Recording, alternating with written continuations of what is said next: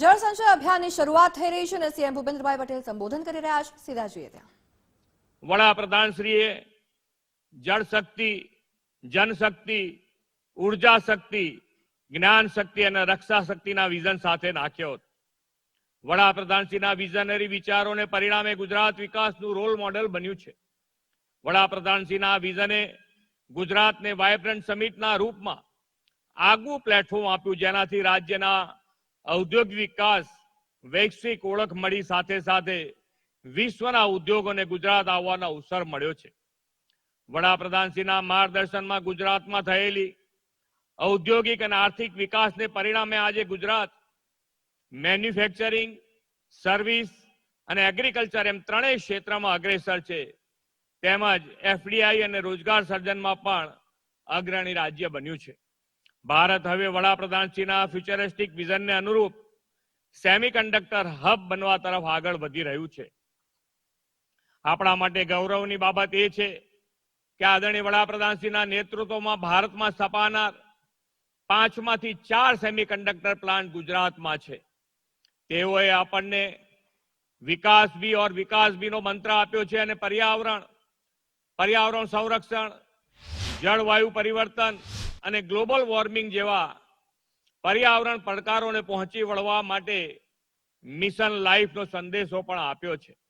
એક પેડ માં કે નામ અભિયાન જેવા પરિવર્તનકારી વિચાર આપીને તેમણે દેશમાં ગ્રીન કવર વધારીને ગ્રીન ગ્રોથ સાકાર કરવાની દિશા આપી છે.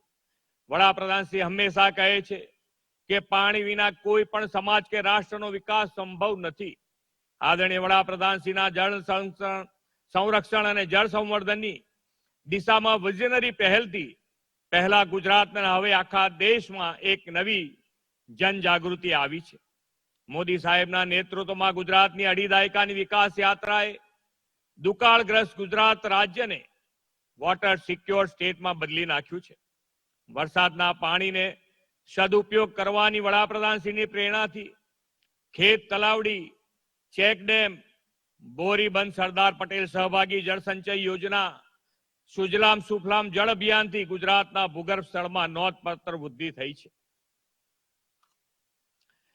વડાપ્રધાનશ્રીના માર્ગદર્શનમાં 7 વર્ષ પહેલા શરૂ થયેલા સુજલામ સુફલામ જળ અભિયાનને પરિણામે રાજ્યની જળ સંગ્રહ ક્ષમતામાં અનેક ગણો વધારો થયો છે. આ વર્ષે જળ સંચય અભિયાનથી રાજ્યમાં 11,000 લાખ ક્યુબિક ફીટ જેટલી જળ સંગ્રહ શક્તિ વધી છે. આદરણીય મોદી સાહેબે આઝાદીના અમૃત મહોત્સવ અંતર્ગત દરેક ગામમાં અમૃત સરોવરના નિર્માણનું વિઝન આપ્યું છે. ગુજરાતમાં આપણે 2475ના લક્ષ્યની સામે 2649 અમૃત સરોવરના નિર્માણ કર્યા છે. આવી જ રીતે વડાપ્રધાનશ્રીના કેચ ધ રેનનું વિઝન પણ સમગ્ર ભારતમાં ખૂબ સફળ રહ્યું છે. તેમના આ વિઝનને ગુજરાતે રેઇન વોટર હાર્વેસ્ટિંગના પહેલના માધ્યમથી રાજ્ય સ્તરે સફળ બનાવ્યું છે. મને જણાવતા ગૌરવ થાય છે કે વડોદરા દેશનો પહેલો એવો જિલ્લો છે કે જે ગામડાની દરેક સરકારી શાળામાં રેઇન વોટર હાર્વેસ્ટિંગ સિસ્ટમ કાર્યરત છે. વડાપ્રધાનશ્રીના માર્ગદર્શનમાં ગુજરાતને ફરી એકવાર જળ શક્તિ અને જનશક્તિને જોડવાનો અવસર મળ્યો છે. સમગ્ર રાજ્યમાં 24,800 રેઇન વોટર હાર્વેસ્ટિંગ સ્ટ્રક્ચર બનાવીને જન ભાગીદારીથી જળ સંચયનું લક્ષ્ય પ્રાપ્ત કરવાનો જ આજનો આ અભિયાનનો મુખ્ય ઉદ્દેશ છે. અને એ વાતનો આનંદ છે કે કેન્દ્રીય જલશક્તિ મંત્રી શ્રી સી.આર. પાટીલજીના હકારાત્મક અભિગમના કારણે દક્ષિણ ગુજરાતમાં સુરત મહાનગર તથા 5 જિલ્લાઓએ આ અભિયાનમાં લીડ લઈને 10,000 બોરવેલ રિચાર્જ સ્ટ્રક્ચર સફળતાપૂર્ણ કર્યા છે. આદરણીય વડાપ્રધાન શ્રી નરેન્દ્રભાઈ મોદીના નેતૃત્વ અને જન ભાગીદારીથી આપણે જન સંચય અભિયાનને સંપૂર્ણ સફળ બનાવીશું એ જ વિશ્વાસ સાથે વિરમું છું. ભારત માતા કી જય, વંદે मातरम, जय जय गरवी गुजरात। धन्यवाद महोदय।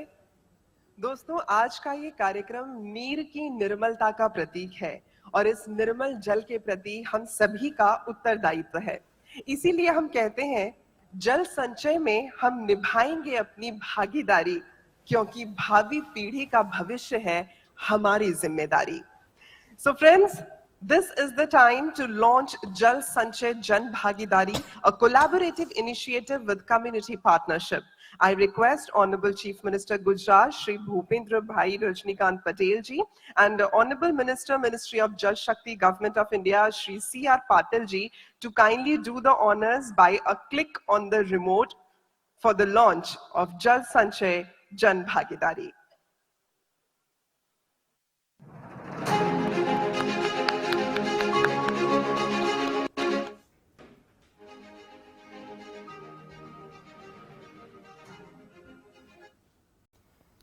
જળ સંચય અભિયાનમાં જળ શક્તિ મંત્રી સી આર પાટીલ સંબોધન કરી રહ્યા છે. જોઈએ તે. મુકેશભાઈ દલાલ, શ્રી ધવલભાઈ પટેલ, શ્રી પ્રભુભાઈ वसावा, श्री हरिभाई मेहसाणा से आए हुए, पूर्व सांसद श्रीमती दर्शनाबेन, श्रीमती सविताबेन, सभी विधायक, सभी अलग अलग जिले से आए हुए सभी आगेवान, सरपंच श्री, तालुका पंचायत, जिला पंचायत के सदस्य श्री, मेयर श्री, जिला पंचायत के अध्यक्ष श्री, हमारे दिल्ली से आए हुए सभी अधिकारी, हमारी सेक्रेटरी श्रीमती मुखर्जी जी, सूरत म्यूनिसिपल कमिश्नर और 5 जिलों के कलेक्टर और वर्चुअल जुड़े हुए सभी देश के सभी कलेक्टर श्री, डीडीओ श्री और यहाँ पर उपस्थित सभी आगेवान भाई और बहनों, आप सबको प्रणाम, आप सबको वंदन करता हूँ।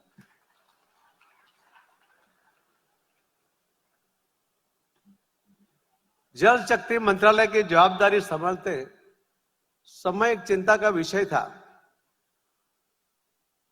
डिपार्टमेंट के कार्यक्षेत्र और मोदी साहब की अपेक्षाएं दोनों को पूर्ण करना ये अत्यंत विकट लग रहा था,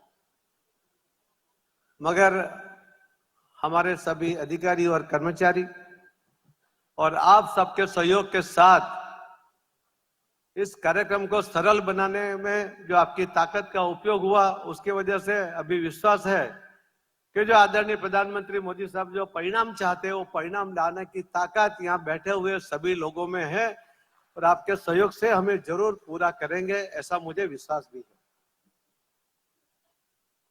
जल शक्ति मंत्रालय में मोदी साहब ने पहले कार्यक्रम दिया था नल से जल। मैं गुजरात के मुख्यमंत्री जी को अभिनंदन करता हूं कि 95% काम नल से जल देने का वो उन्होंने गुजरात में पूर्ण किया है। पूरे देश में एवरेज 77%, करीब 15 करोड़ घरों में नल से जल दिया गया है और बाकी के ऊपर भी स्टेट के द्वारा उसका काम हो रहा है। ये नल से जल देने से क्या फायदा होता है?